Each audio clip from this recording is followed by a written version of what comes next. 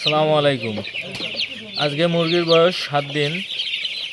আজকে মুরগিকে প্রথম ভ্যাকসিন দেওয়া হচ্ছে রানীক্ষেত, যেটা খাওয়াও দেওয়া যায়, চোখেও দেওয়া যায়। তবে চোখে দিলে ভ্যাকসিনটার কার্যকারিতা 100% পাওয়া যায়, খাওয়াই দিলে তেমন একটা পাওয়া যায় না। তবে আমি সবগুলো মুরগিকে একটা একটা করে ধরে চোখে ভ্যাকসিন দিচ্ছি। এদিকে আসো তো।